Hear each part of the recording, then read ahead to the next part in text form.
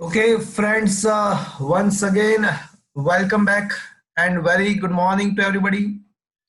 I hope you all are safe, your family members, your relative, your parents, your friends all are safe, and you are enjoying this new era. You are enjoying this new way of learning. Friends, am I audible to you? Yes, sir. Sir. Okay. Friends, today is the turn to discuss the 12th standard topic from the JEE. So, starting from the chapter number 1, મિત્રો chapter number 1 ની અંદર શું મેં તમને કોઈ question solve કરવા માટે આપ્યા હતા?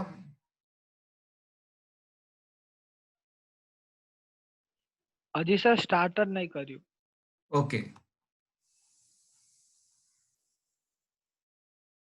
મિત્રો થોડું ફટાફટ એકવાર એના 10 મિનિટની અંદર આખો કન્સેપ્ટ થિયરી કન્સેપ્ટ આપણે રિવિઝન કરી લઈએ અને પછી હું તમને થોડા અઘરા ક્વેશ્ચન્સ અહીં આગળ સોલ્વ કરાવું છું. નેક્સ્ટ ટાઈમ થી તમને હું કંઈક સોલ્વ કરવા માટે આપીશ. So let's discuss some concepts regarding on the first chapter.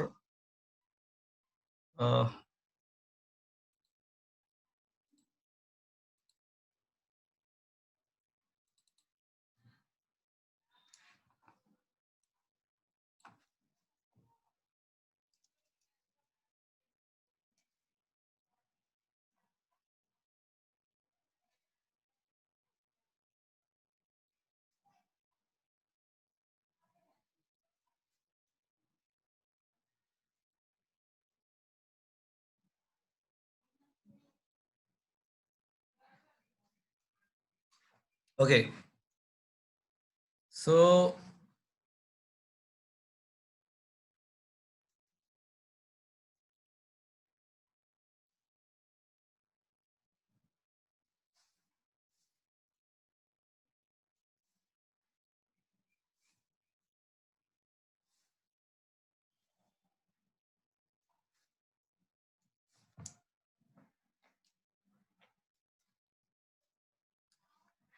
મિત્રો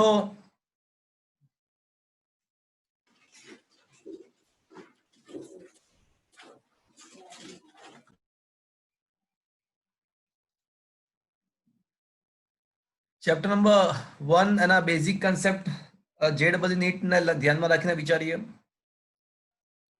આપણને ખબર છે કે વિદ્યુતભારનું ક્વોન્ટમીકરણ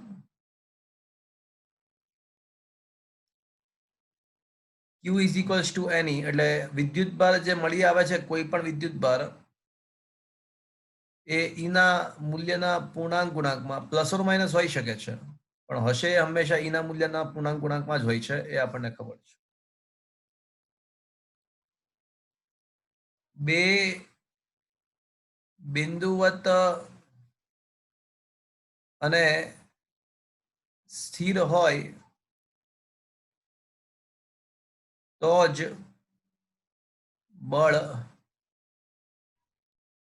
અથવા કુલમનો નિયમ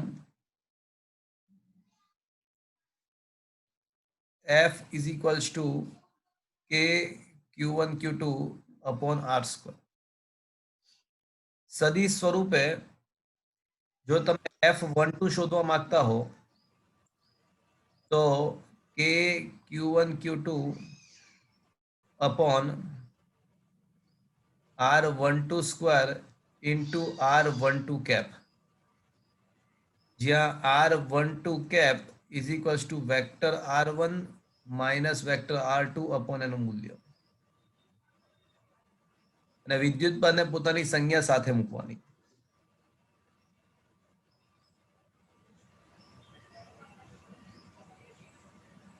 સૂત્રમાં વિદ્યુતભાર પોતાની સંજ્ઞા સાથે પ્લસ અને માઇનસ સાથે રજૂ કરવા.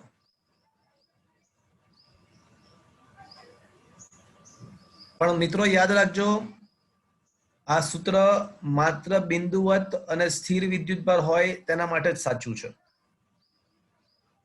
જો વિદ્યુતભાર બિંદુવત અને સ્થિર ના હોય, જો વિદ્યુતભાર બિંદુવત અને સ્થિર ના હોય તો એવા સંજોગોમાં જો બે પદાર્થો વિદ્યુત ભારિત હોય તો તેવા દરેક સંજોગોમાં, તેવા દરેક, ચાહે બિંદુવત હોય કે ના હોય, દરેક સંજોગોમાં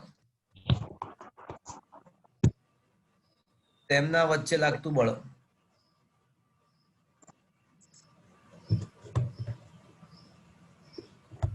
F is equals to QE. એટલે આ જે સૂત્ર છે ને એ તો દરેકે દરેક સંજોગોમાં સાચું છે. F is equals to QE. ચાહે બે વિદ્યુતભાર બિંદુવત હોય કે ના હોય કે ગમે તે સિચ્યુએશન હોય, આ સૂત્ર દરેકે દરેક સંજોગોમાં સાચું. એટલે તમારે શું કરાય કે વિદ્યુત ક્ષેત્ર કોઈ તમને એવું આપ્યું કે એક રિંગ છે અને રિંગની બાજુમાં કોઈ ક્યુ વિદ્યુતભાર પડ્યો છે, તો રિંગ વડે ઉદ્ભવતું વિદ્યુત ક્ષેત્ર શોધી કાઢવાનું અને પછી ઇન્ટુ ક્યુ કરવાનું એટલે આપણને બળ મળે. મિત્રો હું શું બોલું તમને ખ્યાલ આવી રહ્યો છે? હા સર. ઓકે, એટલે F is equals to QE દરેક સંજોગોમાં સાચું છે. એટલે ગમે ત્યારે બળ પૂછ્યું હોય તો મચી નહીં પડવાનું કે Q1 Q2 upon R square. એ તો માત્ર બિંદુવત અને સ્થિર વિદ્યુતભાર માટે જ સાચું છે. હવે માત્ર બિંદુવત સ્થિર વિદ્યુતભાર જ છે. માની લો કે બિંદુવત અને સ્થિર વિદ્યુતભાર જ છે, તો ધારો કે કેસ 1 વિદ્યુતભાર શૂન્ય અવકાશમાં છે, બિંદુવત વિદ્યુતભાર શૂન્ય અવકાશમાં છે, તો F is equals to 1 upon 4 pi epsilon naught શૂન્ય અવકાશની permittivity Q1 Q2 upon R square. Case 2 માની લો કે બંને વિદ્યુતભાર ની વચ્ચેનો સમગ્ર અવકાશ, માની લો કે માધ્યમ છે અને બે વિદ્યુતભાર વચ્ચેનો સંપૂર્ણ અવકાશ માધ્યમથી ભરાયેલો છે. એટલે બે વિદ્યુતભાર વચ્ચેનો સમગ્ર અવકાશ માધ્યમથી ભરાયેલો છે. તો આવા સંજોગોમાં સૂત્ર બનશે F is equals to 1 upon 4 pi epsilon માધ્યમની permittivity Q1 Q2 upon R square. અને આવા સંજોગોમાં એવું સાબિત થઈ શકે છે કે શૂન્ય અવકાશમાં જે બળ લાગતું તેના કરતા બળ કેમાં ભાગનું છે, જ્યાં કે શું છે તો કે ભાઈ સાપેક્ષ પરમિટિવિટી પણ તમે એને કહી શકો, એને તમે સાપેક્ષ પરમિટિવિટી પણ કહી શકો અથવા માધ્યમનો ડાઇલેક્ટ્રિક અચળાંક પણ કહી શકો, જે માધ્યમની પરમિટિવિટી ભાગ્યા શૂન્ય અવકાશની પરમિટિવિટીનો ગુણોત્તર છે. પણ મિત્રો આ માત્ર ત્યારે જ સાચું જ્યારે બે વિદ્યુતભારો વચ્ચેનો સંપૂર્ણ અવકાશ માધ્યમથી ભરાયો હોય હતો. હવે માની લો કે બે વિદ્યુતભારો વચ્ચેનો થોડોક જ ભાગ, માની લો કે બે વિદ્યુતભારો છે આ Q1 અને Q2 અને તેમની વચ્ચેનો થોડોક જ પાર્ટ માધ્યમથી ભરાયેલો છે. ધારો કે બે વિદ્યુતભારો વચ્ચેનું અંતર R છે. This is the new for you. This is a new. This one is a new for you. New concept. કે માની લો કે બે વિદ્યુતભારો વચ્ચેનું અંતર R છે અને તે પૈકી T ભાગમાં જ માધ્યમ છે જેનો ડાઇલેક્ટ્રિક અચળાંક K છે. તો હવે બળનું સૂત્ર શું? તો એ તમારા માટે નવું છે મિત્રો. જો બે વિદ્યુતભારો વચ્ચેનો થોડોક જ ભાગમાં માધ્યમ હોય તો એવા સંજોગોમાં બળનું સૂત્ર JEE માં પૂછાયેલું ક્વેશ્ચન છે મિત્રો, 1 upon 4 pi epsilon naught Q1 Q2 છેદમાં R minus T plus T root K R minus T, જ્યાં T એટલે માધ્યમની જાડાઈ, R એટલે બે વિદ્યુતભારો વચ્ચેનું કુલ અંતર, તો R minus T plus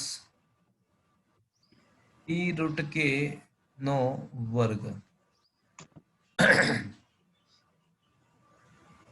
તો મિત્રો આ બે વિદ્યુત ભારો વચ્ચે લાગતા બળનું સૂત્ર છે જ્યારે તેમની વચ્ચે અમુક જ ભાગમાં માધ્યમ હોય. કેસ નંબર 4 માની લો કે મિત્રો બહુ બધા માધ્યમ છે, બે વિદ્યુતભારો વચ્ચેના અવકાશમાં ઘણા બધા માધ્યમ છે.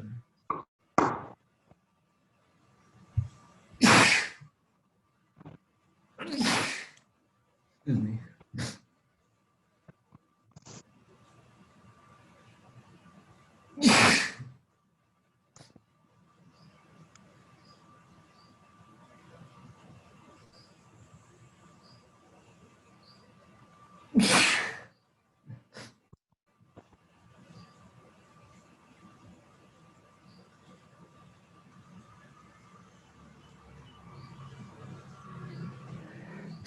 માની લો કે T1 T2 T3 ચાલ્યા કરે છે, જેમના ડાયલેક્ટ્રિક અચળાંક K1 K2 K3 and so on. તો આવા સંજોગોમાં બળ શું? તો એનું સૂત્ર 1/4π∁0 Q1 Q2 upon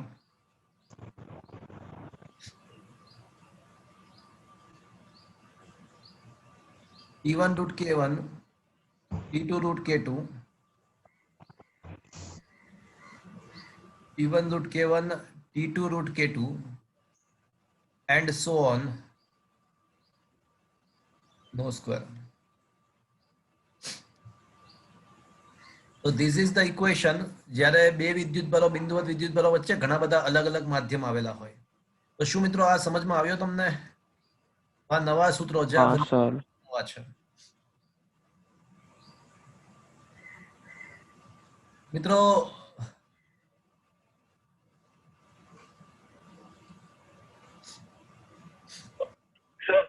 હા બોલો.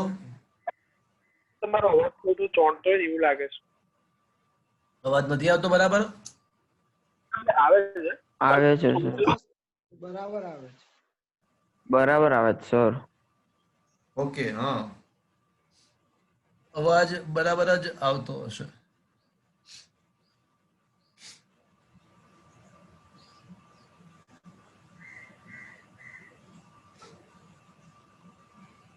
ઓકે,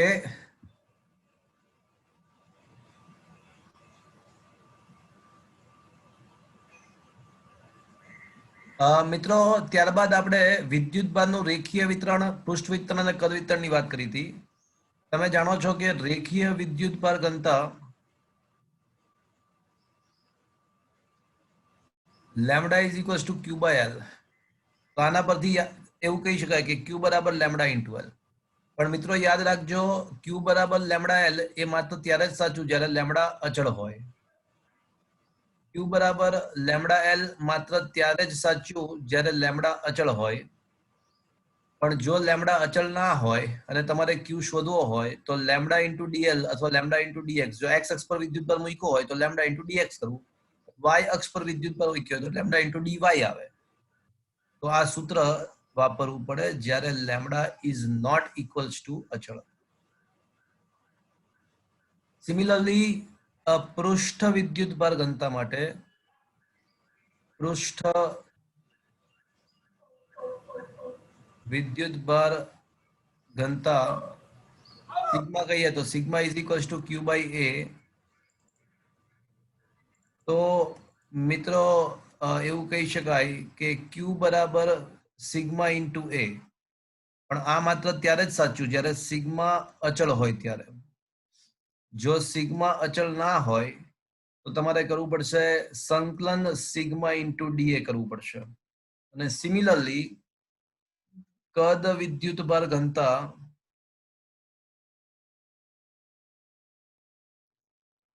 ને આપણે રો કહી દઈએ તો rho is equals to Q by V. તો Q is equals to rho into V થાય. પણ આ માત્ર ત્યારે જ સાચું જ્યારે રો અચળ હોય. જો રો અચળ ના હોય તો સંકલન રો ઇન્ટુ ડીવી લખી શકાય. ઘણીવાર મિત્રો તમને ગોળો આપ્યો હશે, ઘણીવાર ગોળો આપ્યો હશે. તો મિત્રો ગોળા માટે છે ને આપણને ખબર કે ઘનફળ શું થાય? 4/3 પાઈ ક્યુબ થાય. તો ગોળા માટે ઘનફળ 4/3 પાઈ ક્યુબ. તો તમે આમાં ડીવી બાય ડીઆર કરીને ડીવી ને સૂત્રનો કરતા બનાવશો ને, ડીવી બાય ડીઆર કરશો તો 4/3 પાઈ બાર અને આર ક્યુબ નો 3r સ્ક્વેર એટલે 3 કેન્સલ એટલે 4 pi R square into DR. DV by DR કરીને પછી ડીવી ને સૂત્રનો કરતા બનાવજો. તો ગોળા માટે dv ની કિંમત મૂકવાની થાય, dv ની કિંમત તો 4 પાઈ r સ્ક્વેર dr મૂકવાનું. જો ગોળા માટે આ dv કદ ખંડની કિંમત મૂકવાની થાય તો 4 પાઈ r સ્ક્વેર dr મૂકવાનું. અને એવા ઘણા બધા ક્વેશ્ચન્સ છે પણ ખરા. તો આ વિદ્યુત ભારના અલગ અલગ ટાઈપના વિતરણની વાત થઈ અને એમાં કુલ વિદ્યુત ભાર કઈ રીતે શોધી શકાય એની મેં વાત કરી. મિત્રો પછી આ ચેપ્ટરની અંદર અલગ અલગ પ્રકારના વિદ્યુત ક્ષેત્રની વાત છે. તમારા સિલેબસમાં 4-5 કિસ્સાઓ આપેલા છે. બીજા અમુક કિસ્સાઓ હું તમને અહીંયા શીખવી રહ્યો છું.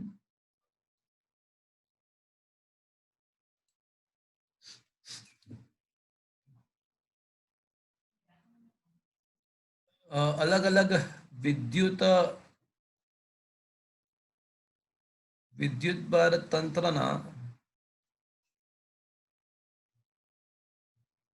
વિવિધ કિસ્સાઓ.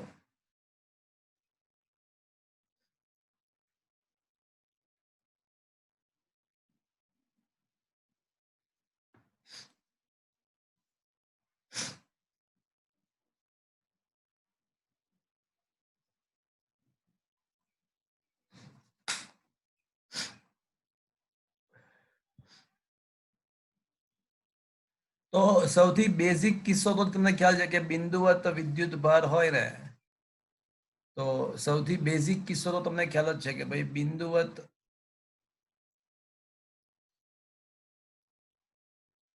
વિદ્યુત ભાર માટે વિદ્યુત ક્ષેત્ર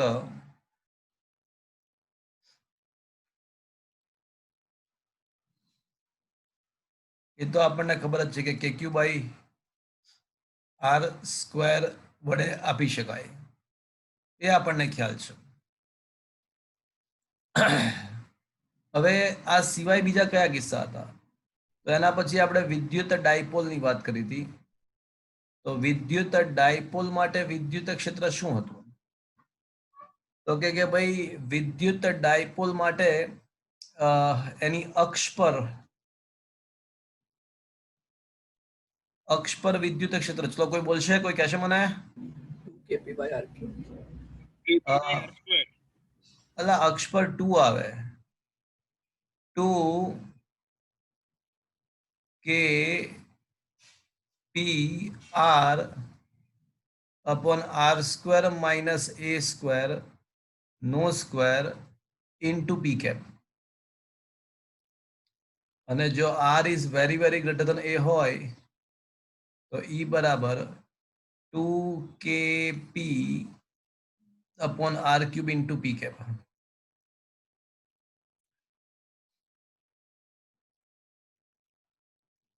વિષુવરેખા માટે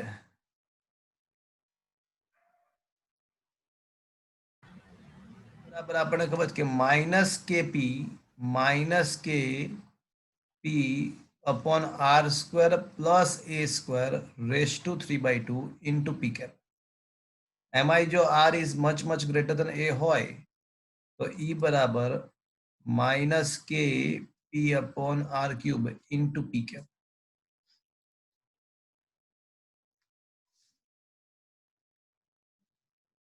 This is the new for you.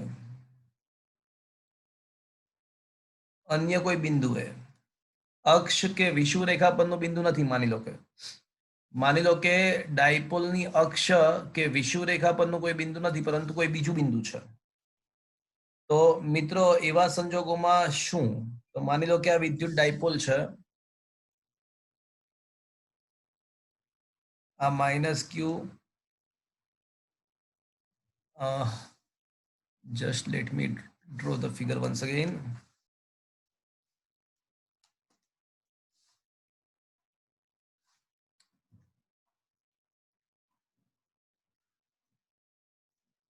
અન્ય બિંદુએ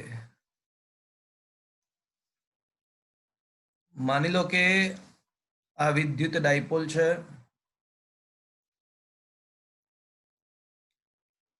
આ મિત્રો તમારા માટે નવું છે, JEE માં કામ આવશે. આ -q, આ +q. અને માની લો કે આ ડાયપોલનું મધ્ય બિંદુ છે,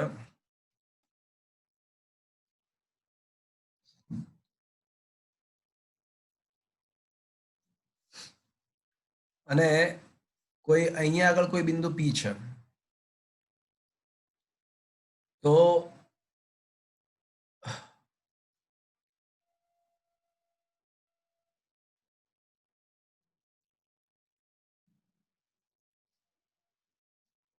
માની લો કે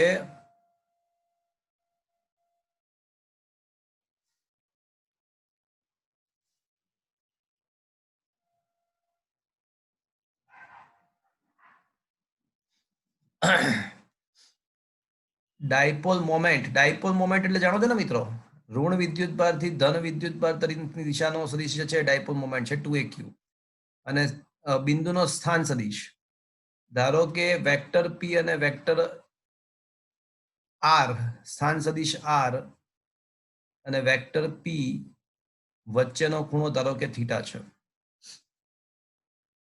તો આવા સંજોગોમાં વિદ્યુત ક્ષેત્રનું સૂત્ર kp/r³ kp/r³ રૂટમાં 1+3 cos² થીટા સૂત્ર વડે આપવામાં આવે છે. હા, જ્યાં r is much greater than a છે એવું માની લઈશું આપણે. તો kp/r³ રૂટમાં 1+3 cos² થીટા. ચલો ટેમ્પરરી આપણે આ સૂત્ર વિચારીએ કે શું આ વિષુવરેખાને અક્ષ માટે સાચું છે એવું ટેમ્પરરી વિચારીએ. ચલો વિષુવરેખા માટે થીટા કેટલો હોય? 90. તો લખો તો આ સૂત્રમાં 90 મૂકો તો શું જવાબ આવે જુઓ તો.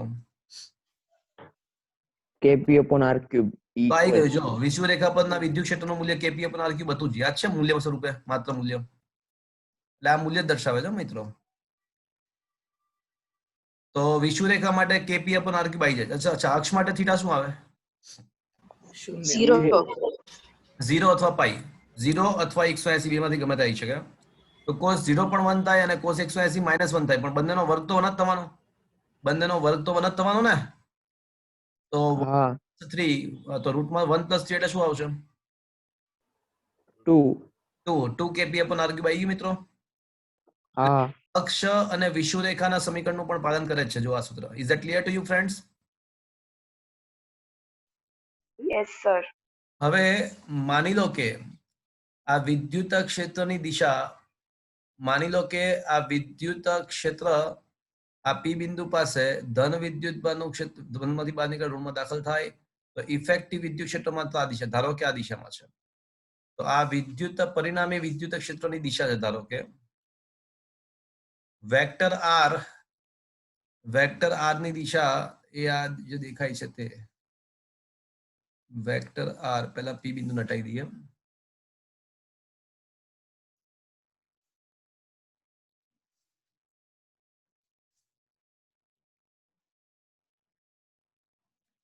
This is the direction of vector r.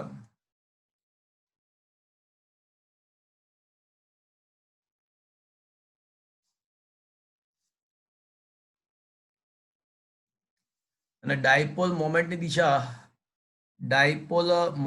તો આપણને ખબર જ છે કે ઋણ વિદ્યુતભારથી ધન વિદ્યુતભાર તરફની દિશામાં. તો this is the direction of dipole moment. હવે વેક્ટર p અને વેક્ટર r વચ્ચેનો ખૂણો તો આપણે ઓલરેડી ધારેલો છે કે થીટા છે જે નીચે છે નીચે ઉપર છે. ધારો કે આ ખૂણો આલ્ફા છે. તો એક બીજું પરિણામ એ છે કે tan theta is equals to 1/2 tan alpha. નહીં, tan alpha is equals to 1/2 tan theta.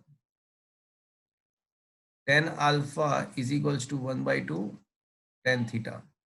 એક આ બીજું પરિણામ યાદ રાખવાનું.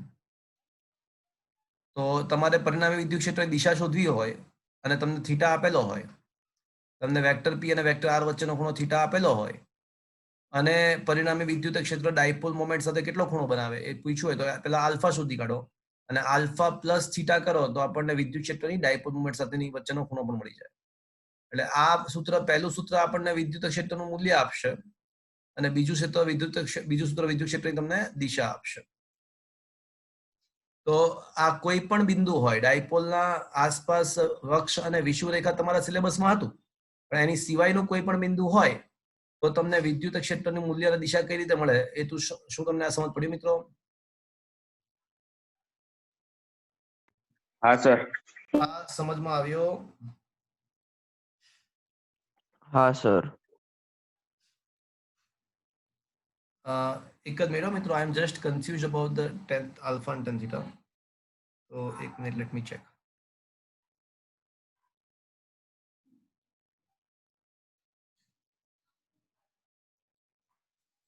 Just a minute.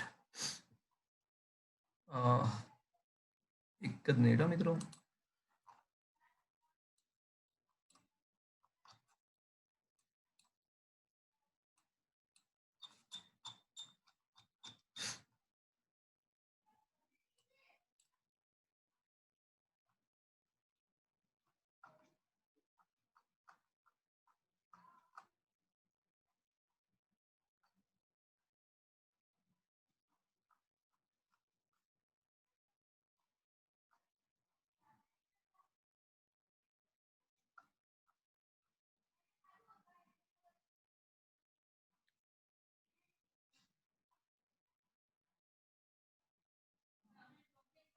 ઓકે,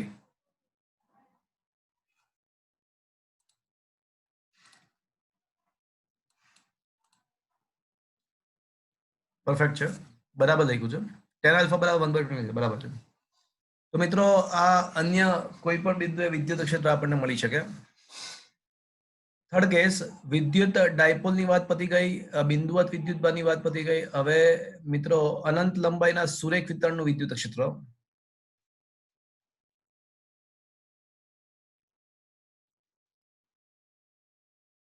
અનંત લંબાઈ ના સુરેખ વિતરણ માટે, તો મિત્રો અનંત લંબાઈનું સુરેખ વિતરણ છે તો એનું વિદ્યુત ક્ષેત્ર તમે જાણો છો, શું આવશે મિત્રો? 2k lambda upon r. 2k lambda upon r, અથવા તમે lambda upon 2 pi epsilon not into 1 upon r પણ લખી શકો. પણ મિત્રો આ જ કિસ્સામાં એક નવી વસ્તુ છે. માની લો કે પરિમિત લંબાઈનું સુરેખ વિતરણ છે, પરિમિત લંબાઈનું સુરેખ વિતરણ. એટલે માની લો કે આ તમારું વિદ્યુત ભારનું સુરેખ વિતરણ છે, પણ એની લંબાઈ પરિમિત છે. આ વિદ્યુત ભારિત લેમ્બડા વિદ્યુત ભારિત કોઈ વિતરણ છે અને તમારે બિંદુ P પાસે વિદ્યુત ક્ષેત્ર શોધવું છે. વિદ્યુત ક્ષેત્ર શોધવાનો બેઝિકલી ખ્યાલ એ છે કે તમને એકવાર વિદ્યુત ક્ષેત્ર મળી જાય ને તો પછી તમે Q ઇન્ટુ E કરો તો તમને બળ પણ મળી જાય. એટલે વિદ્યુત ક્ષેત્ર શોધવાનો મેઇન આશય એવો હોય છે કે પછી આપણે બળ શોધીએ. તો જે બિંદુએ સૌથી પહેલું કામ, જે બિંદુએ વિદ્યુત ક્ષેત્ર શોધવું છે ત્યાં આગળ પહેલા લંપાત, ત્યાંથી સુરેખ વિતરણ પર લંપાત દોરો. પછી એક સાઈડનું અંત્ય બિંદુ કનેક્ટ કરો, બીજી સાઈડનું અંત્ય બિંદુ કનેક્ટ કરો, ખૂણો θ1 અને θ2 એવું નામ આપો. કોની યાદ આવે છે? કઈ આવે છે મિત્રો? યાદ આવે છે? સેમ ટુ સેમ ક્યાં હતું આવું બધું? એક સૂત્રમાં અડધું કરવાનું અને કૌંસમાં sin θ1 પ્લસ sin θ2. પરફેક્ટ, એકદમ પરફેક્ટ.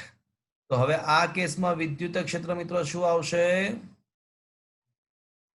પહેલા તો અડધું કરો એટલે 2k લેમ્બડા બાય r નું અડધું કરો એટલે k લેમ્બડા બાય r થશે. 2k લેમ્બડા બાય r નું અડધું કરો એટલે k લેમ્બડા બાય r. અને ઇન્ટુ શું આવશે મિત્રો? Into sin θ1 plus sin θ2. તો આ પરિમિત લંબાઈનું વિતરણ હોય તો એના વડે કોઈ બિંદુ પાસે વિદ્યુત ક્ષેત્ર કેટલું? તો k lambda by r sin θ1 plus sin θ2. તો શું મિત્રો આ સમજમાં આવ્યું? હા. ઓકે. નંબર 4, અનંત વિસ્તારના સમતલ્ય વિદ્યુત ભાર વિતરણ. તો મિત્રો એના માટે વિદ્યુત ક્ષેત્ર તમને ખબર છે કે સિગ્મા બાય 2 એપ્સિલોન નોટ, અને એની દિશા સમતલને લંબ દિશામાં હોય છે. ઋણ વિદ્યુત ભારિત સમતલ હોય તો પૃષ્ઠમાંથી બહાર આવતી દિશામાં, ધન વિદ્યુત ભારિત પૃષ્ઠ હોય તો પૃષ્ઠની અંદર દાખલ થતી દિશામાં. વિદ્યુત ભારિત ગોલીય કવચ. તો વિદ્યુત ભારિત ગોલીય કવચની અંદરના વિસ્તારમાં વિદ્યુત ક્ષેત્ર શૂન્ય હોય અને બહારના વિસ્તારમાં એટલે R less than capital R માટે શૂન્ય અને R greater than capital R માટે તો બહારના વિસ્તારમાં વિદ્યુત ક્ષેત્ર જાણે કે વિદ્યુત ભાર બિંદુવત હોય તેમ વર્તશે KQ બાય આર સ્ક્વેર અને આને sigma capital R square upon યાદ છે epsilon not small R square વડે પણ લખી શકાય R greater or equals to R માટે. આનો જો તમે આલેખ દોરો, આનો જો આલેખ દોરવામાં આવે તો કેન્દ્રથી સપાટી સુધી વિદ્યુત ક્ષેત્ર શૂન્ય હોય છે. કેન્દ્રથી સપાટી સુધી વિદ્યુત ક્ષેત્ર શૂન્ય હોય છે અને પછી તમને ખબર છે કે 1/r² સાથે એ ઘટતું જાય છે.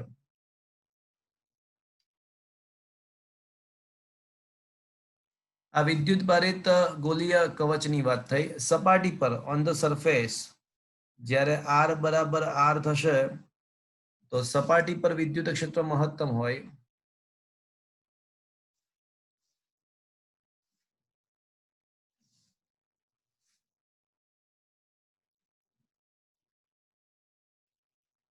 સપાટી પર જ્યારે r બરાબર r ત્યારે E નું મૂલ્ય E મેક્સિમમ હશે. તો એ મહત્તમ વિદ્યુત ક્ષેત્ર કેટલું? તો કાં તો સિગ્મા બાય માત્ર એપ્સિલોન નોટ લખી શકો અને પછી કાં તો KQ અપોન કેપિટલ R² લખી શકો. શું મિત્રો આ સમજમાં આવ્યું? આ સમજ્યા મિત્રો? મારો અવાજ આવે છે? હા સર. ઓકે.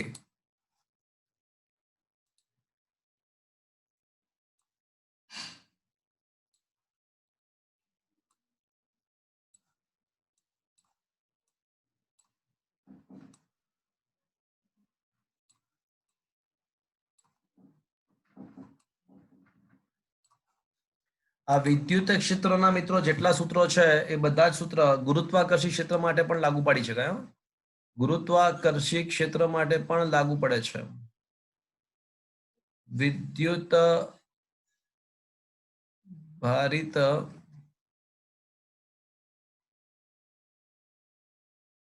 નક્કર ગોળો. તો મિત્રો ગોળાની અંદરના બિંદુએ r લેસ ધેન r માટે વિદ્યુત ક્ષેત્ર rho r upon 3 epsilon not, અથવા આને તમે આ રીતે પણ લખી શકો કે KQ upon r³ into r પણ લખી શકો. આ રીતે પણ લખી શકાય. પણ એ બંને કિસ્સામાં એવું કહી શકાય કે વિદ્યુત ક્ષેત્ર ચલે છે r અને ગોળાની બહારના વિસ્તારમાં ઇલેક્ટ્રિક ફિલ્ડ નું સૂત્ર એ તો આપણને ખબર જ છે કે rho capital R³ upon 3 epsilon not small r², કાં તો પછી સિમ્પલ બિંદુવત વિદ્યુત ભાર હોય તે રીતે વર્તે r². આ ક્યારે? r less than r greater than or equals to capital R માટે. અર્થાત આ કેસમાં E ચલે છે 1/r² છે.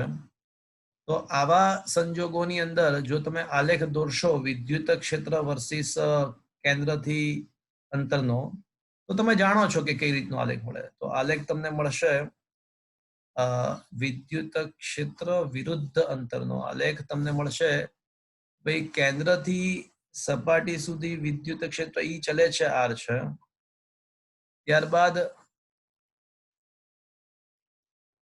ત્યારબાદ સપાટી પર વિદ્યુત ક્ષેત્ર મહત્તમ થાય અને પછી એનું મૂલ્ય 1/r² સાથે ઘટતું જાય. તો સપાટી પર વિદ્યુત ક્ષેત્ર મહત્તમ થાય અને પછી 1/r² સાથે ઘટતું જાય.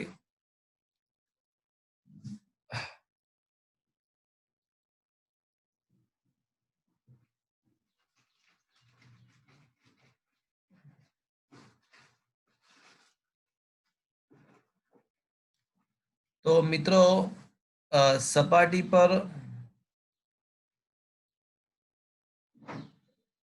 આર બરાબર આર હોય ત્યાં ઈ બરાબર ઈ મેક્સિમમ બનશે અને મહત્તમ ઈએમએફ કાં તો તમે rho R upon 3 epsilon not લખી શકો અને કાં તો પછી કે ક્યુ બાય આર સ્ક્વેર લખી શકો. તો આ બધા કિસ્સાઓ તમારા સિલેબસમાં હતા, પણ હવે અમુક કિસ્સાઓ હું તમને નવા શીખવાડું છું.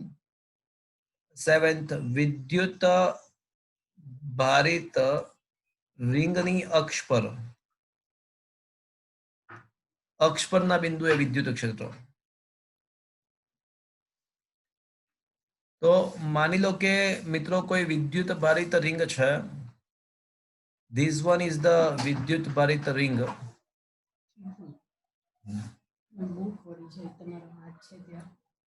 અને માની લો કે એની અક્ષ પર કોઈ બિંદુએ વિદ્યુત ક્ષેત્ર તમારે શોધવું છે.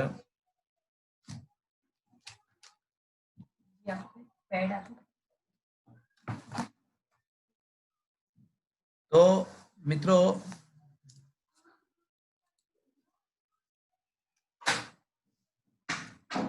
આ અક્ષ પર કોઈ બિંદુ પી પાસે જો તમારે વિદ્યુત ક્ષેત્ર શોધવું હોય અને માની લો કે આ વિદ્યુત ભાર ધન વિદ્યુત ભાર છે, તો એ છે ને વિદ્યુત ક્ષેત્ર તમારું અક્ષ પર ધન એક્સ દિશા, ધારો કે આ એક્સ અક્ષ છે, તો ધન વિદ્યુત ભારિત રિંગ હોય ને તો આ વિદ્યુત ક્ષેત્ર ધન એક્સ દિશામાં આવે અને ઋણ વિદ્યુત ભારિત રિંગ હોત તો એ વિદ્યુત ક્ષેત્ર રિંગ તરફ એટલે કે ઋણ એક્સ દિશામાં આવે.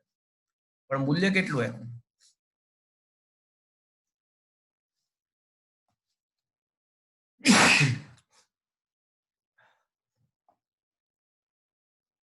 તો આ વિદ્યુત ક્ષેત્રનું મૂલ્ય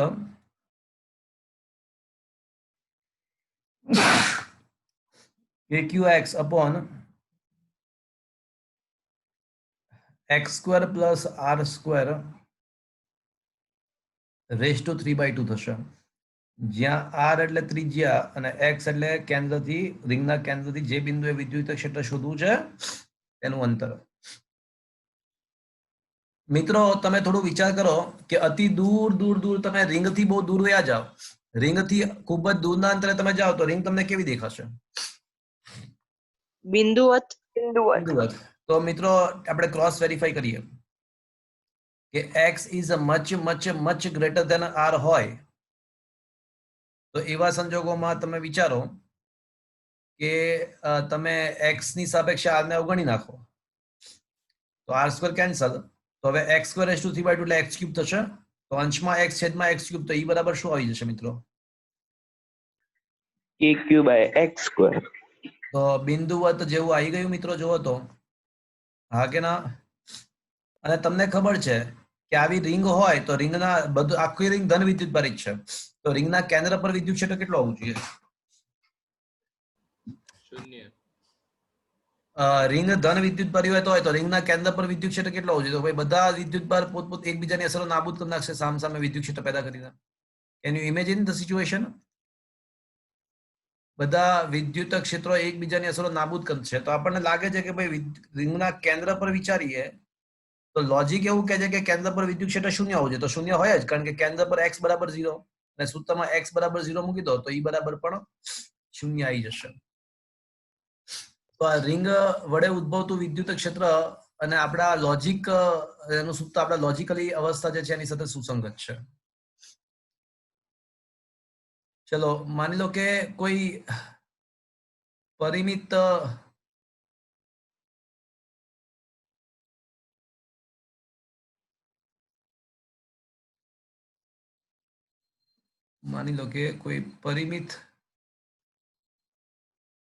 સુરેખ વિતરણ છે, એની અક્ષ પર વિદ્યુત ક્ષેત્ર શોધવું છે. પરિમિત સુરેખ વિતરણ ની અક્ષ પર. આ બધા કિસ્સાઓ નવા છે મિત્રો, કદાચ મેં તમને વાત કરી મને ખ્યાલ નથી, પણ આ બધા કિસ્સાઓ નવા છે, તમારા ટેક્સ્ટમાં નથી. તો પરિમિત સુરેખ વિતરણની અક્ષ પર વિદ્યુત ક્ષેત્ર, એટલે માની લો કે આ કોઈ વિદ્યુત ભાર છે, એની લંબાઈ L છે, ધન વિદ્યુત ભારિત છે, વિદ્યુત ભારનું મૂલ્ય માની લો કે Q છે, કેપિટલ Q જેટલું L વિતરણ L લંબાઈનું વિતરણ છે, અને એની અક્ષ પર કોઈ બિંદુ P પાસે જેનું અંતર A છે, કોઈ એક અંત્ય બિંદુથી એ બિંદુનું અંતર A છે, તો આ બિંદુએ વિદ્યુત ક્ષેત્ર KQ upon A into A plus L. પરિમિત લંબાઈની અક્ષ પર વિદ્યુત ક્ષેત્ર શોધવું હોય તો બહુ સિમ્પલ રૂલ, યાદ રાખવાની ટેકનિક તમને કહું તો E બરાબર આપણને ખબર છે કે KQ બાય R સ્ક્વેર, પણ R સ્ક્વેર ના બદલે R1 ઇન્ટુ R2 લખી શકાય, KQ by R square, R square એટલે R ઇન્ટુ R, પણ પહેલો R એટલે પહેલું અંતર ને બીજો R એટલે બીજું અંતર, પહેલો R એટલે પહેલું અંતર A છે જો, અને બીજું અંતર A પ્લસ L છે. Can you imagine the situation? એક અંત્ય બિંદુથી બિંદુનું અંતર A છે અને બીજા અંત્ય બિંદુથી બિંદુનું અંતર A પ્લસ L છે જો, તો R1 બરાબર A અને R2 બરાબર A પ્લસ L. યાદ રહી જાય? આ ખાલી યાદ રાખવા માટે. શું મિત્રો આ સમજમાં આવ્યો? હા સર. હા sir. Question number 9, case number 9 વિદ્યુત ક્ષેત્રનો. કોઈ વિદ્યુત ભારિત ચાપ છે, ચાપ વડે ઉદ્ભવતું વિદ્યુત ક્ષેત્ર. મિત્રો આ સેમ વસ્તુ તમને ગુરુત્વાકર્ષણમાં પણ લાગુ પડે, ખાલી ફરક એટલો કે K ના બદલે G આવે, Q ના બદલે M આવે, K ના બદલે G અને Q ના બદલે M આવે, બાકી same to same you can apply this for the ગુરુત્વાકર્ષી ક્ષેત્ર as well.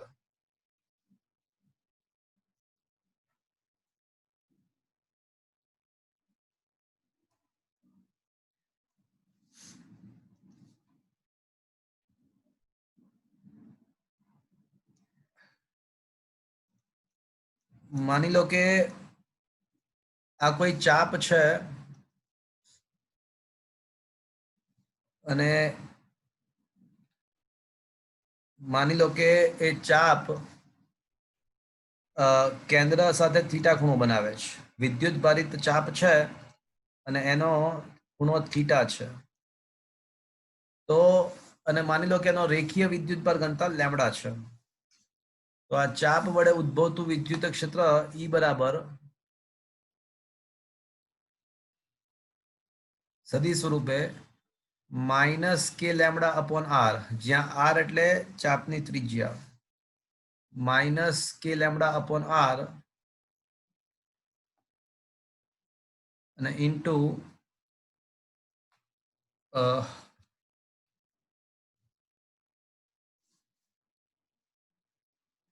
Sign theta I cap plus 1 minus cos theta j cap. So this is the equation. Sin theta I cap plus 1 minus cos theta j cap. તો મિત્રો આ સૂત્ર યાદ રાખવાનું છે, ખૂબ જ મહત્વનું છે. તમને ઘણીવાર 90 ડિગ્રી વાળી, 180 ડિગ્રી વાળી, જેમ કે થીટા બરાબર 90 આપ્યું હોય, થીટા બરાબર 90 ડિગ્રી આપ્યું હોય મિત્રો, તો આપણને ખબર છે કે cos 90 0 થાય. તો વિદ્યુત ક્ષેત્રનું સૂત્ર minus k lambda by R sin 91 એટલે I cap plus J cap થશે. એટલે આનું મૂલ્ય આવા સંજોગોમાં 90 ડિગ્રીની જે ચાપ હોય એટલે like this will be like this, only 90 degree. તો એવા સંજોગોમાં વિદ્યુત ક્ષેત્ર √2 કે લેમ્બડા બાય R થાય. અને દિશા કઈ હશે?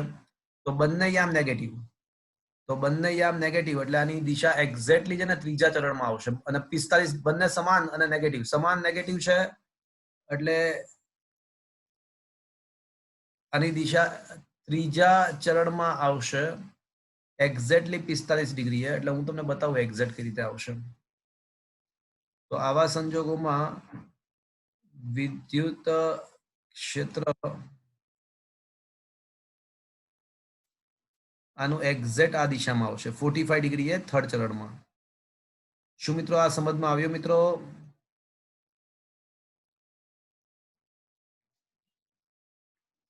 Is that clear friends? Sir હા બોલો. આ રૂટ 2 ક્યાંથી આવી ગયું અને આની આ દિશા ખબર ના પડી હા ત્રીજા ચરણમાં કઈ રીતે આવી? હા, સદિશનું મૂલ્ય શોધતા આવડે છે બકા? સદિશનું મૂલ્ય i કે પ્લસ જે કેપ હોય કોઈ સદિશ a બરાબર i કે પ્લસ જે કેપ, તો એનું મૂલ્ય કાઢતો શું આવે? રૂટમાં i કેપ નો વર્ગ પ્લસ j કેપ નો વર્ગ સદિશના મૂલ્યમાં ક્યારેય તે i કેપ અને જે કેપ આવે જ નહીં. i કેપ જે કેપ તો દિશા દર્શાવે છે. એટલે i કેપ ની આગળ 1 છે એટલે 1 નો વર્ગ વત્તા 1 નો વર્ગ તો શું 2. થાય? હા બરાબર. બરાબર. અને હા. બંને યામ જો i કેપ વાળો યામ પણ નેગેટિવ છે અને જે કેપ વાળો યામ પણ નેગેટિવ જ છે, એટલે બંને યામ નેગેટિવ એટલે કયું ચરણ આવશે?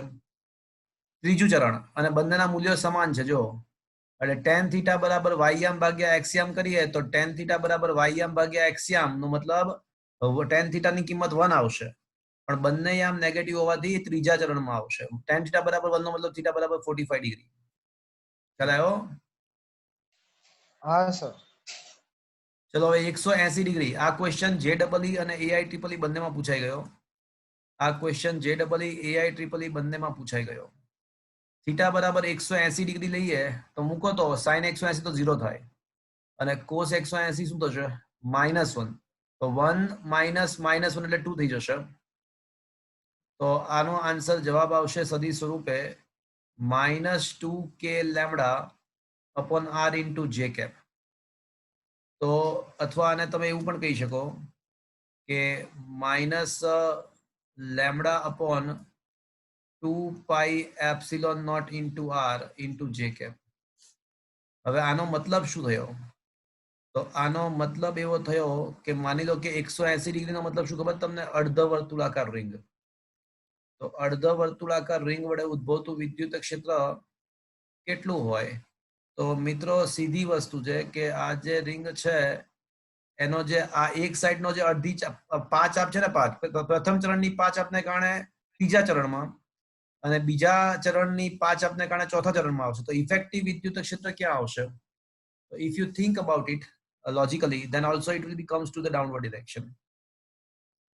તમે સમજ્યા? જો પ્રથમ ચરણમાં જે ચાપ હોય ને એનું વિદ્યુત ક્ષેત્ર ત્રીજા ચરણમાં આવે, બીજા ચરણમાં જે ચાપ છે એનું વિદ્યુત ક્ષેત્ર ચોથા ચરણમાં આવે. તો એ ત્રીજા ચરણનું વિદ્યુત ક્ષેત્ર અને ચોથા ચરણનું વિદ્યુત ક્ષેત્રનું ઇફેક્ટિવ વિદ્યુત ક્ષેત્ર નીચે આવી જશે. તો this will be the direction of electric field. Logically પણ નીચે જ આવે અને મેથેમેટિકલી પણ માઇનસ જે કેપ જ આવે. જો મેથેમેટિકલી પણ માઇનસ જે કેપ આવે છે. શું આ સમજમાં આવ્યો મિત્રો? હા સર. ચલો હવે થીટા બરાબર 270 કરો. જો થીટા બરાબર 270 ડિગ્રી હોય એવું વિચારો, તો આવા સંજોગોમાં cos 270 0 આવે અને sin 270 -1 આવે. cos 270 0 અને sin 270 -1. તો મૂકો કિંમત સૂત્રમાં, તો માઇનસ માઇનસ પ્લસ કે લેમ્બડા બાય આર, અને cos 270 તો 0 છે એટલે આ થશે માઇનસ કે લેમ્બડા આ by R minus I cap plus J cap, અર્થાત that is equals to k lambda by r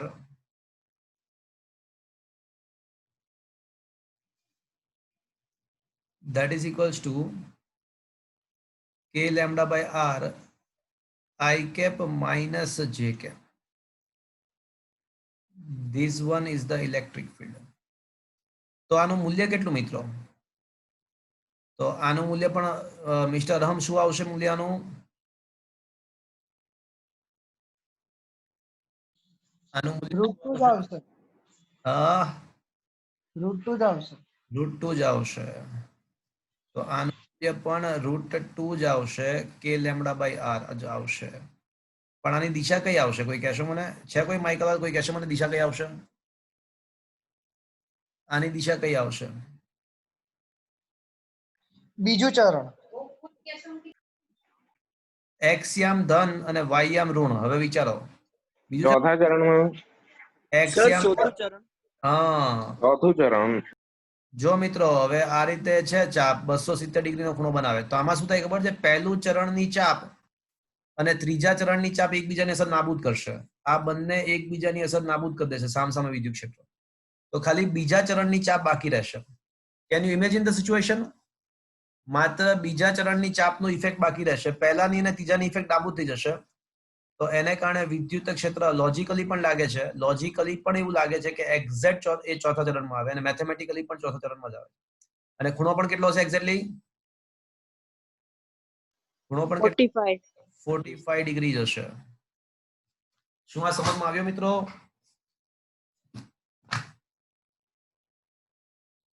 શું આ સમજમાં આવ્યું મિત્રો? Is that clear friends? हाँ सर. મિત્રો થીટા બરાબર કેસ નંબર 4 કે જો થીટા બરાબર 360 ડિગ્રી હોય તો આખી રિંગ જ થઈ જાય. તો આખી રિંગના કેન્દ્ર પર ચારે ચાર ચાપ એકબીજાને અસર નાબૂદ કરે, ચારે ચાર ચાપ એકબીજાને અસર નાબૂદ કરે. તો લોજિક આપણને એવું કહે છે કે વિદ્યુત ક્ષેત્ર શૂન્ય હોવું જોઈએ, કારણ કે રિંગના કેન્દ્ર પર વિદ્યુત ક્ષેત્ર શૂન્ય જ હોય ને. તો આપણે આગળ 7મા કિસ્સામાં પણ ભણ્યા. મેથેમેટિકલી જોઈએ, ચલો 360 મૂકો તો સૂત્રમાં 360 મૂકો, sin 360 0 આવે, sin 2 પાઈ 0 અને cos 2 પાઈ 1, તો 1 - 1 પાછું 0 થઈ જશે. એટલે x યામ પણ 0 અને y યામ પણ 0, એટલે પરિણામી વિદ્યુત ક્ષેત્ર શૂન્ય. શું આ સમજમાં આવ્યું મિત્રો? 360 ડિગ્રીની ચાપ એટલે આખી રિંગ. તો લોજિક એવું કહે છે કે આખી રિંગના કેન્દ્ર પર તો વિદ્યુત ક્ષેત્ર શૂન્ય જ હોય, કારણ કે ચારે ચાર ચરણની ચાપો એકબીજાની અસર નાબૂદ કરશે અને મેથેમેટિકલી પણ 0 જ આવશે. જો શું આ સમજમાં આવ્યું મિત્રો? તો ફર્સ્ટ ચેપ્ટરના મારે તમને JEE સાથે જેટલા કન્સેપ્ટ શીખવાડવાના હતા, JEE ને ધ્યાનમાં રાખીને, એ બધા જ કન્સેપ્ટ અહીંયા આગળ ચેપ્ટર નંબર 1 સમગ્રતયા રિવિઝન થઈ ગયું અને બધા કન્સેપ્ટ્સ પણ મેં તમને શીખવી આપ્યા. તો મિત્રો હવે આપણે થોડાક ક્વેશ્ચન્સ સોલ્વ કરીશું, અને આના સ્ક્રીનશોટ હું તમને પ્રોવાઈડ કરી દઈશ. તો let me solve some questions regarding on that. અચ્છા, શું મિત્રો તમારા મોબાઈલની અંદર આ ચેપ્ટર નંબર 1 ના JEE નોટ્સ આવી જાય છે? જો તો હા sir. Yes sir. Okay fine.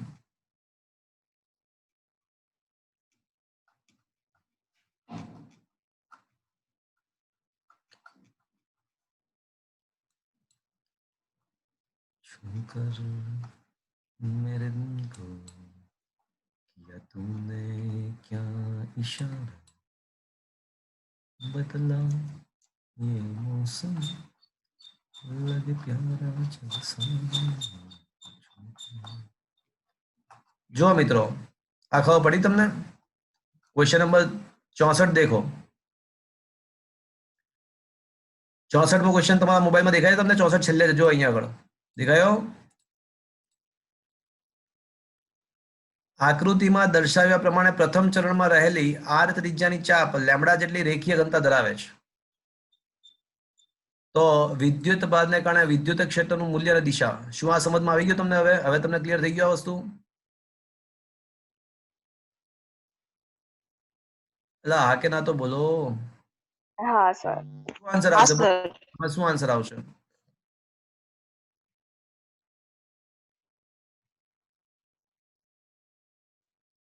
કોઈ કહેશે પહેલા ચરણની ચાપ છે તો વિદ્યુત ક્ષેત્ર એક્ઝેક્ટલી એની સામે ઉત્પન્ન થાય. ધન વિદ્યુત ત્રીજા ચરણમાં એટલે જવાબ શું આવશે? સી. શું મિત્રો આ સમજમાં આવ્યો? હા સર. ઓકે, તો અત્યારે તો મારે તમને અમુક ક્વેશ્ચન્સ કરાવવા એ છે કે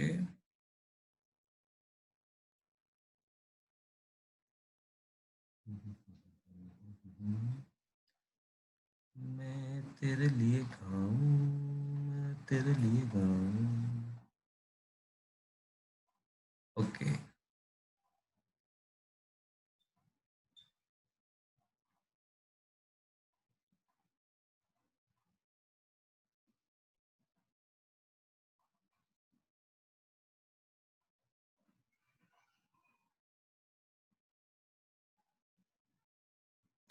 ઓકે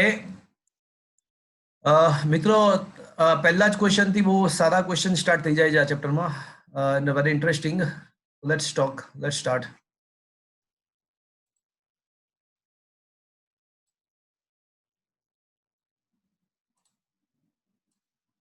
क्वेश्चन नंबर 1, 4 સેન્ટીમીટર ત્રિજ્યાવાળા ગોળા પર 80 માઇક્રોકુલમ વિદ્યુતભાર છે. And talking about the question number 1,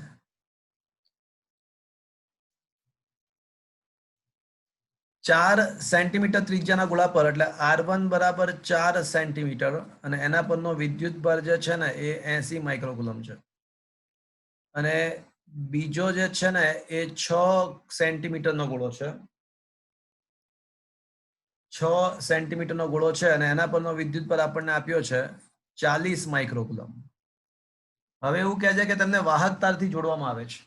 તો મિત્રો તમે જ્યારે બે ગોળાને વાહક તારથી જોડો એટલે સંપર્કમાં લાવ્યા કહેવાય. તો મિત્રો ગોળાઓના સંપર્ક થયા બાદ સંપર્કમાં લાવ્યા પછી મેં તમને સૂત્ર લખાવ્યા છે, યાદ કરો કે સંપર્ક થયા બાદ બંને ગોળાઓ પરના વિદ્યુતભાર તમારે શોધવા હોય તો એના સૂત્ર R1 બરાબર એનો સરવાળો ભાગ્યા છે.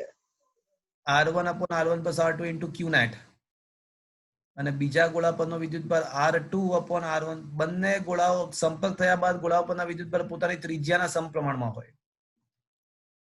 તો મિત્રો હવે Q1 બરાબર શું આવશે? કોઈ કહેશે? R1 ની કિંમત 4 છે, R1 plus R2 10 છે અને Q net છે ને 100 છે, 120 છે. 80 plus 40 એટલે Q net 120. તો પહેલા ગોળા પરનો વિદ્યુતભાર 48 માઇક્રોકુલમ આવશે અને બીજા ગોળા પરનો વિદ્યુતભાર 6/10 ગુણ્યા 120 એટલે બીજા ગોળા પરનો વિદ્યુતભાર આવશે 12 છક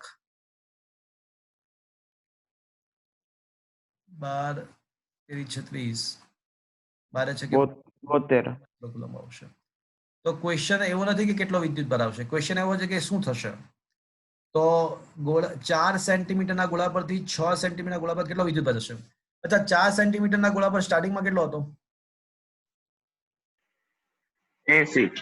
હવે કેટલો થઈ ગયો? કેટલો? 48. તો કેટલો ટ્રાન્સફર થઈ ગયો હશે?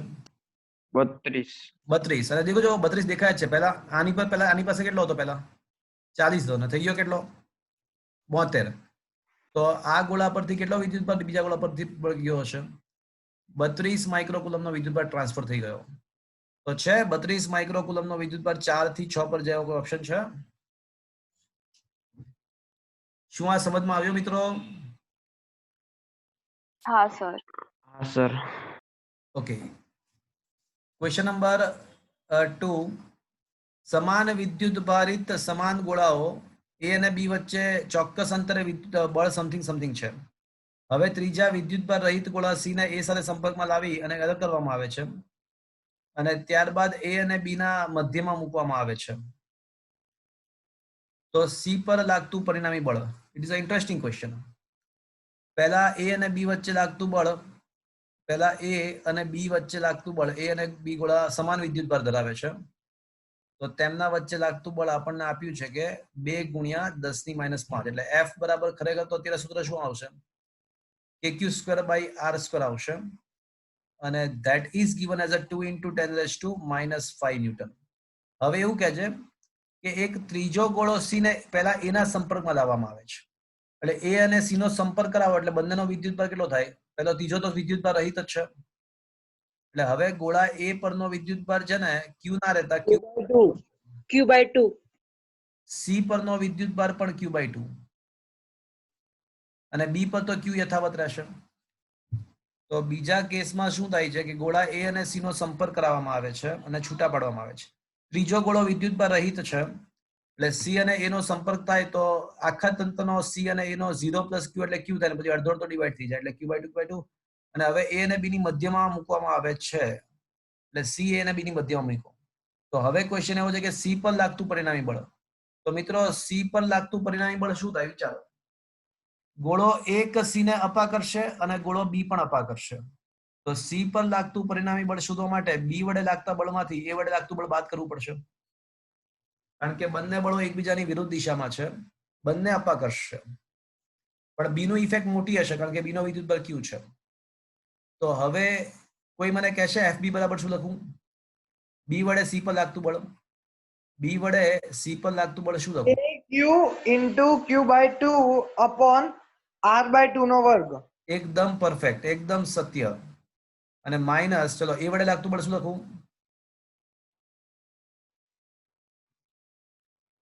એ વડે સી પર લાગતું બળ શું લખું?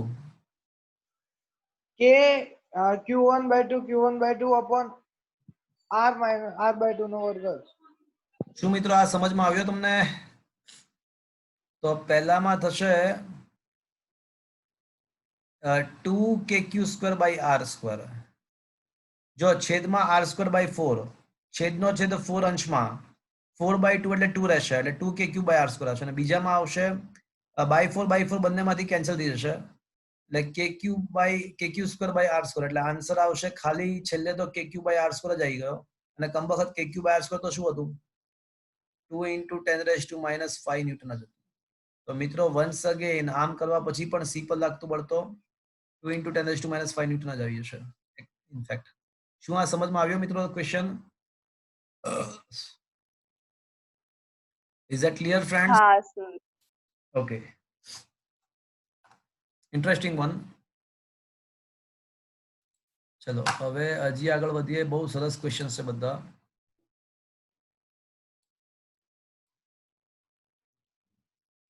Question number 3.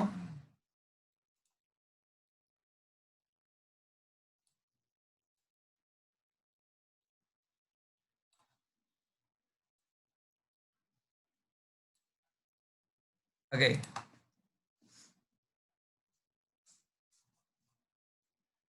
આર ત્રિજ્યાની અને સિગ્મા જેટલી નિયમિત પૃષ્ઠઘનતા ધરાવતા પાતળી કવચ છે. આવી બે અર્ધ ગોળાકાર કવચ ભેગી કરાવવામાં આવે છે. તો આ બે ગોળાકાર કવચોને જોડવા માટે લગાડવું પડતું બળ હોય તો F એ કોના સમપ્રમાણમાં હશે? મિત્રો મારી વાત ધ્યાનથી સાંભળજો. મારી પાસે બે ગોળાકાર કવચ છે, બંને ધન વિદ્યુત ભારિત છે. બંને ગોળાકાર કવચ ધન વિદ્યુત ભારિત છે.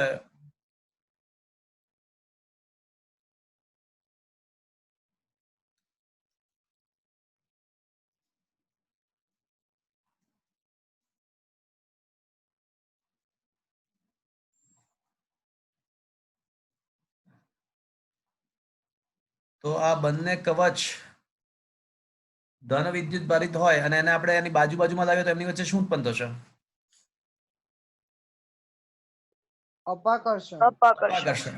હવે થાય શું ખબર છે? અપાકર્ષણને કારણે આ જે વિદ્યુત ભારો છે ને કવચ પરના, એ બધા વિદ્યુત ભારો અપાકર્ષણ થવાને કારણે આ ગોળ કવચ પરના જે વિદ્યુત ભાર છે એ એકબીજાને અપાકર્ષાય અને બધા અહીંયા ભેગા થઈ જશે.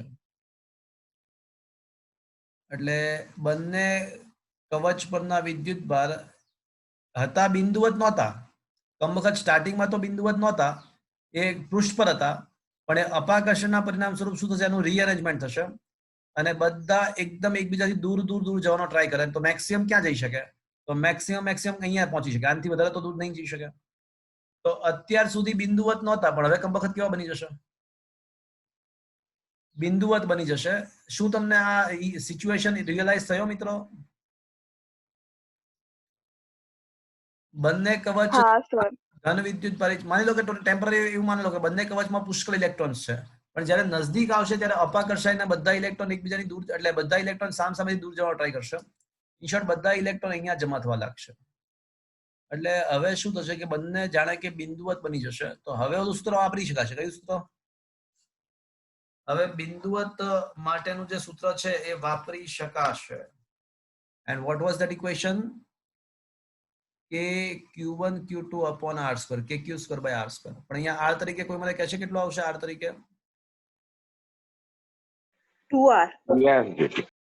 હા, તો kq² upon 2r the whole square. અને q બરાબર શું આવે મિત્રો?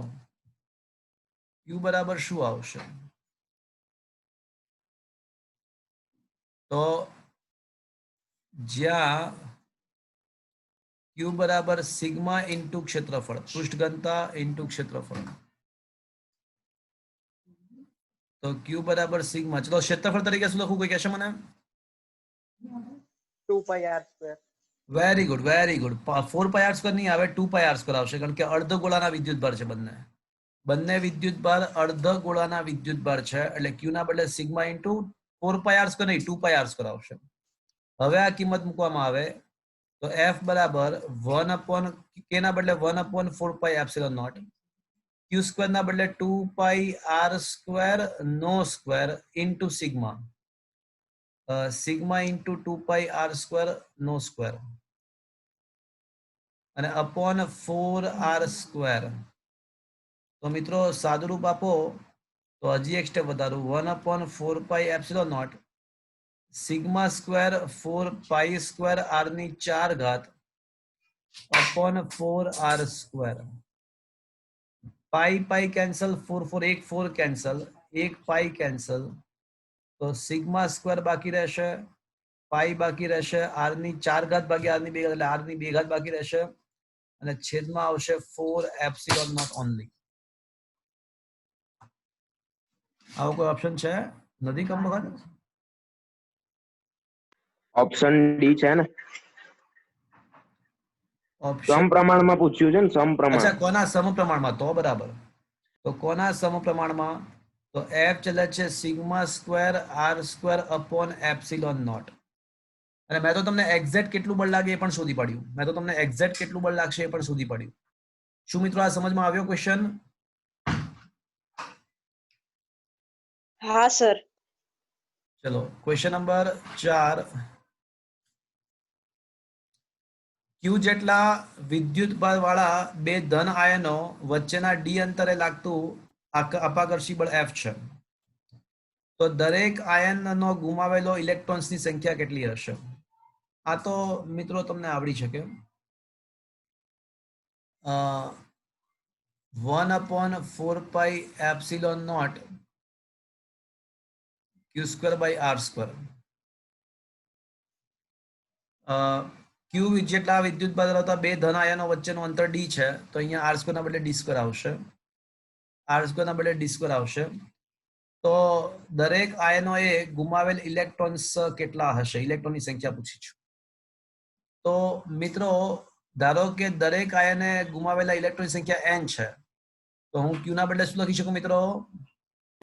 એની ne² અપોન d².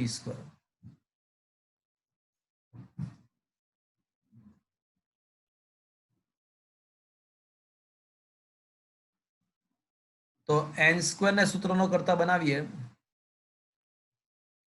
તો 4πε0 d² 4πε0 d² into f upon e². તો n ને સૂત્રનો કરતા બનાવીએ તો રૂટમાં 4πε0 d² f ભાગ્યા e².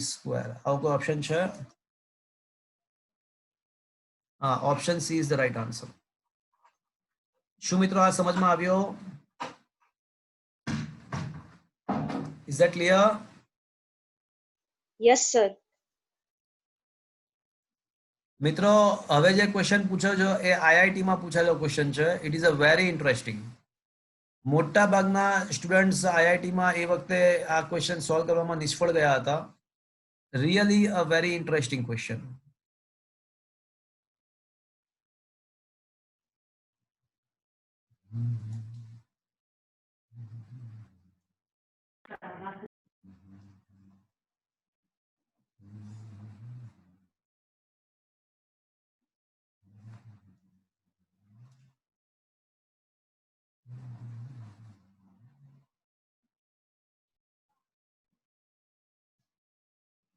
ઓકે મિત્રો ત્રણ સમકેન્દ્રીય ગોળાકાર કવચની ત્રિજ્યાઓ r 2r અને 3r છે. ત્રણ ગોળાકાર કવચની ત્રિજ્યાઓ r 2r અને 3r છે.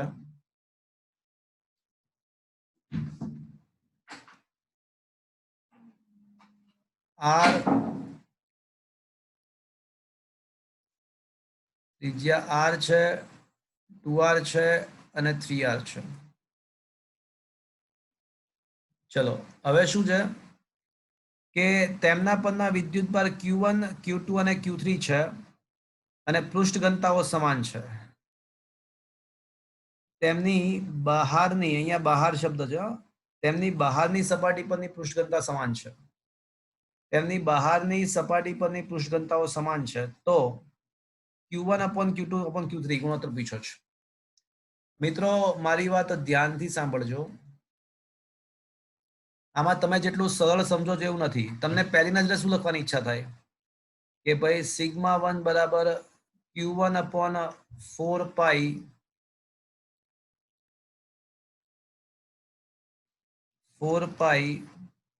r square, σ2 બરાબર Q2 upon 4 pi 2r the whole square, અને σ3 બરાબર તમને લખવાની ઈચ્છા થાય Q3 upon 4 pi 3r the whole square આવી લખવાની ઈચ્છા થાય.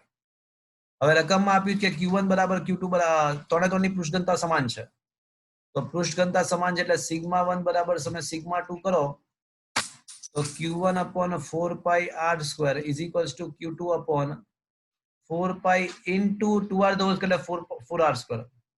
તો આના પરથી એવું સાબિત થઈ જાય કે Q1 upon Q2 is equals to 1 upon 4 સાબિત થઈ જાય.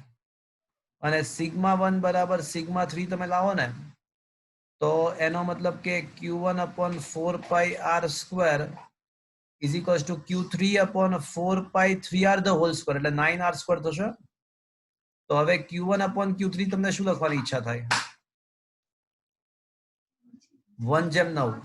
તો હવે મિત્રો તમને શું લખવાની ઈચ્છા થશે? Q1 જેમ Q2 જેમ Q3 શું લખવાની ઈચ્છા થાય? બોલો તો કોઈ કહેશે મને શું લખવું જોઈએ મારે? 1/4/9. 1/4/9 લખવાની ઈચ્છા થાય. મોટા ભાગના સ્ટુડન્ટ્સ આ રીતે આન્સર આવ્યા હતા, પણ it is a wrong answer. આ ખોટો આન્સર છે. હવે ક્વેશ્ચન ઇઝ ધેટ કે આમાં ભૂલ ક્યાં કરી છે? આપણે બધું તો એકદમ પરફેક્ટ તો કર્યું છે બધું જ. આમાં શું મિસ્ટેક છે? એકદમ સારું કર્યું છે બધું. સિગ્મા 2 ને σ3 શોધે આપણે અને જે પ્રમાણે વિદ્યુત ભાર હતા એ બધા મૂક્યા તો જવાબ આવી ગયો. પણ મિત્રો આઈઆઈટી માં પૂછાયેલો ક્વેશ્ચન છે મિત્રો, એડવાન્સ ની અંદર પૂછાયેલો ક્વેશ્ચન છે. એમાં કળા છે, જબરજસ્ત કળા છે. તો હવે કળા સાંભળો, શું કળા છે સાંભળો, હવે જબરજસ્ત છે. હવે જે બોલું છે ધ્યાનથી સાંભળજો. આમાં રકમ થોડી મિસ્ટેકન છે. રકમમાં એવું આપ્યું હતું કે થોડી જાડી કવચ છે, થીક શેલ છે, થીક શેલ. એટલે આ જે શેલ છે, કવચ છે, થોડી જાડી છે. હવે ત્રિજ્યામાં ભૂલ પડે સર, ત્રિજ્યામાં. ના બધું બરાબર છે, ત્રિજ્યામાં કોઈ ભૂલ નથી. પણ ક્યાં મિસ્ટેક છે સાંભળજો. હવે વાત એવી છે કે માની લો કે આ અંદરનો કવચનો વિદ્યુત ભાર પ્લસ Q1 છે, ધન વિદ્યુત ભારિત કવચ છે, અને એનો વિદ્યુત ભાર પ્લસ Q1 છે. ધારો કે અંદરના કવચનો વિદ્યુત ભાર પ્લસ Q1 છે. તો હવે શું થશે? એ ધન વિદ્યુત ભારને કારણે ઓલી જે બીજી કવચ છે એની અંદરની સપાટી પર ઋણ વિદ્યુત ભાર જમા થશે. એની અંદરની સપાટી પર ઋણ વિદ્યુત ભાર, અને ક્યાં સુધી જમા થશે? જ્યાં સુધી એ -Q1 નહીં આવી જાય ત્યાં સુધી જમા થશે. અને એના પરિણામ સ્વરૂપ બહારની સપાટી પર ધન વિદ્યુત ભાર જમા થશે. અને કોઈ મને કહેશે બહારની સપાટીનો ધન વિદ્યુત ભાર કેટલો હશે? Q2 plus Q1. Perfect. Q1 plus Q2 હશે. એટલે Q2 plus Q1 વાત સાચી. એટલે બહારની સપાટી પરનો વિદ્યુત ભાર Q1 plus Q2 હશે. અને હવે ત્રીજી કવચની અંદરની સપાટી પર પાછો ઋણ વિદ્યુત ભાર જમા થશે. અને કોઈ મને કહેશે ત્રીજી કવચની અંદરની સપાટી પર કેટલો ઋણ વિદ્યુત ભાર જમા થશે? -Q1 - Q2. Perfect. -Q1 - Q2. કારણ કે ત્રીજા કવચની અંદર કોણ કોણ છે? તો ત્રીજા કવચની અંદર બેઝિકલી તો Q1 અને Q2 જ છે. તો એનો મતલબ કે ઋણ વિદ્યુત ભાર કેટલો જમા થશે? તો કે ભાઈ -Q1 - Q2. તો પછી બહારની સાઈડ ધન વિદ્યુત ભાર કેટલો જમા થશે ત્રીજી કવચમાં? Q1 plus Q2 Q1 plus plus Q2 Q3. plus Q3. હવે બરાબર જોયું મિત્રો, જકાસ છે ને? એટલે હવે બહારનો વિદ્યુત ભાર Q1 plus Q2 plus Q3. હવે તમને રકમમાં આપ્યું છે કે σ1 બરાબર σ2 બરાબર σ3. પણ હવે મિત્રો σ1 બરાબર શું આવશે વિચારો જરાક. તો σ1 તો આવશે Q1 upon 4 pi r square આવશે. પણ σ2 શું આવશે હવે? તો Q1 plus Q2 આવશે. Is that clear friends? બધા જ કવચની બહારની સપાટીની પૃષ્ઠ ઘનતા સમાન છે. તો બીજા કવચની બહારની સપાટી પરનો વિદ્યુતભાર હવે Q1 નથી, Q2 નથી, Q1 પ્લસ Q2 છે. તો હવે આવશે Q1 પ્લસ Q2 અપોન 4 પાઈ અને into 2r the whole square. અને ત્રીજા કવચની બહારની સપાટી પરની પૃષ્ઠ ઘનતા Q1 plus Q2 plus Q3 upon 4 pi 3r the whole square. શું મિત્રો આ સમજમાં આવ્યું તમને? હા સર પણ જો હવે આપણે વચ્ચે સૌથી નાનો ગોળો છે ત્યાં ઋણ વીજભાર લઈએ તો સંજ્ઞા વિરુદ્ધ થઈ જાય ને, એટલે માઇનસ એમ નહીં, આપણને રકમમાં આપ્યું જ છે ને કે Q1 Q2 ને Q3 લેવાના છે. માઇનસ Q1 ક્યાં કીધું જ છે આપણને? અરે અંદર તમે પ્લસ લીધા છે તો એ પ્લસ જ એમ નહીં, લેવાનું પણ એમાં આપણને Q1 Q2 ને Q3 આપ્યા છે કે નહીં? અને હા કશું ના હોય તો ઓટોમેટિકલી શું લેવાનું હોય? ધન. હા, બાકી ઋણ હોતો તો એ લોકો આપ જ સામેથી આપણને ઋણ. હા ક્લિયર? હા અને માની લો કે તમારે Q1 પોતે ઋણ કરવો છે ને, Q1 પોતે ઋણ કરવો છે, તો એ ઓટોમેટિકલી તમે આ જે વિતરણ છે ને બધું સાચું જ બનશે. તમે સંજ્ઞા ગમે તે લો, આ સંજ્ઞા ગમે તે લો, પણ જે છેલ્લે વિતરણ મળશે ને તો સાચું જ મળશે બધું. જો હું તમને સમજાવું, ચલો માની લો કે તમારો Q1 પોતે ઋણ છે, તો માઇનસ Q1 શું બની જશે? Q1 પોતે ઋણ માઇનસ Q1 ધન Q1. ધન Q, એટલે એ ધન Q1 ના કહેવાય, એ માઇનસ Q1 પોતે ધન થશે એવું કહેવાય. હા એટલે હા એટલે અંતે તો બધું સરવાળે તો એ બધું એનું એ જ થશે. ખબર પડી તમને? હા ખાલી ઓલી માઇનસ ના બદલે જ્યાં માઇનસ છે ત્યાં પ્લસ છે ત્યાં માઇનસ થઈ જશે. બાકી Q1 Q2 ને Q3 ની કિંમતો તો બધી જે સૂત્ર છે એ બધા યથાવત રહેશે. સૂત્ર યથાવત રહેશે. સમજ્યા? હા હા હવે પહેલું ને બીજું સરખાવો, તો પહેલું ને બીજું સરખાવશો ને તો 4πr² કેન્સલ, તો Q1 બરાબર Q1 પ્લસ Q2 બાય 4 થશે. Can you imagine the situation? Sir B આવે છે જવાબ, હા સાચો જવાબ. હા, સાચો જવાબ બી આવશે. તો હવે તમે વિચારશો તો માલુમ પડશે કે આના પરથી સાબિત કરશો તો Q2 બરાબર 3Q1 સાબિત થશે.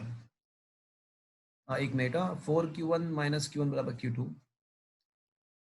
Q1 બરાબર Q1 પ્લસ Q2 બાય 4, તો 4Q1 માઇનસ Q2 બરાબર 3Q1 બરાબર છે. તો આનો મતલબ કે Q2 બરાબર 3Q1 થશે. પરફેક્ટ. અને હવે છે ને પહેલું ને ત્રીજું સરખાવીએ, તો હવે પહેલું ને ત્રીજું સરખાવો તો Q1 બરાબર Q1 plus Q2 plus Q3 by 9. પણ ઉપરના સમીકરણ પરથી સ્પષ્ટ છે કે Q1 પ્લસ Q2 તો શું થાય? Q1 પ્લસ Q2 તો 4Q1 થશે. તો Q1 પ્લસ Q2 ના બદલે 4Q1 પ્લસ Q3 બાય 9. હવે આ 9 ને આ સાઈડ લઈ જાઓ, આ 9 ને આ સાઈડ તો 9Q1 માઇનસ 4Q1 એટલે 5Q1, તો Q3 બરાબર 5Q1 થશે. તો મિત્રો હવે Q1 જેમ Q2 જેમ Q3 કરો ને તો 1 જેમ 3 જેમ 5 થઈ જશે.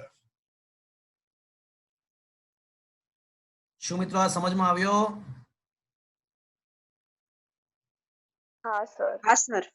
Is that clear, friends? હા sir. So it is a very interesting question. તો મિત્રો તમે જ્યારે આજે મેં તમને આખા ચેપ્ટર નંબર 1 ના બધા જ કન્સેપ્ટ JEE ને ધ્યાનમાં રાખીને સમજાવ્યા, અને તમે જ્યારે નેક્સ્ટ ટાઈમ આવો હવે જ્યારે, તો તમે એટલીસ્ટ આજે નોટ્સ છે મારા બાળકો, ખૂબ જ સરસ નોટ્સ બનાવ્યા છે આમાં. તમે આની અંદર એટલીસ્ટ તમે જ્યારે નેક્સ્ટ ટાઈમ આવો ત્યારે વિદ્યુત ડાયપોલ એટલે કે કહું તમને, હા તમે 100 ક્વેશ્ચન સોલ્વ કરી લાવજો. 100 ક્વેશ્ચન સોલ્વ કરી લાવજો. 100 સુધીના ક્વેશ્ચન સોલ્વ કરી લાવજો નેક્સ્ટ ટાઈમ આવો ત્યારે. ઓકે, કમ્પલસરીલી. અને જેટલા ડાઉટ હશે આપણે ડિસ્કસ કરીશું. ઓકે, તો નેક્સ્ટ ટાઈમ 100 સુધીના ક્વેશ્ચન સોલ્વ કરીને લાવજો. આજનો સેશન મિત્રો અહીંયા આગળ હું ફિનિશ કરી રહ્યો છું. જનરલી એવું જોવા મળે છે કે છોકરાઓ 12મા ધોરણના જ ચેપ્ટર ટાર્ગેટ કરીને JEE નીટમાં સારા માર્ક્સ લાવી શકતા હોય છે. એટલે 12મા ધોરણના દરેક ચેપ્ટર, કારણ કે બધું તાજું હોય છે ને એટલા માટે, તો 100 ક્વેશ્ચન કમ્પલસરી સોલ્વ કરજો. હારે સોલ્વ કરજો. હવે તો સ્કૂલ પણ જવાનું નથી હોતું, તો થોડો ટાઈમ મેનેજમેન્ટ કરી અને સોલ્વ કરો, મજા આવશે. આજનો લેક્ચર મિત્રો અહીંયા આગળ હું ફિનિશ કરી રહ્યો છું. નેક્સ્ટ ટાઈમ 100 ક્વેશ્ચન સોલ્વ કરી લાવજો. બાય. ચેપ્ટર 5 ના નોટ્સ આવી ગયા? ચેપ્ટર 5 ના નોટ્સ તમારે કાલથી કલેક્ટ કરવા છે, કાલ બપોરથી. બરાબર છે? અને તમને પીડીએફ ફાઇલ તો અત્યારે હું થોડી વારમાં વોટ્સઅપમાં મોકલું છું. પીડીએફ નોટ્સ તમને વોટ્સઅપમાં મોકલું છું અને ફિઝિકલ નોટ્સ તમારે કાલથી ઓફિસેથી કલેક્ટ કરવાના છે. ઓકે,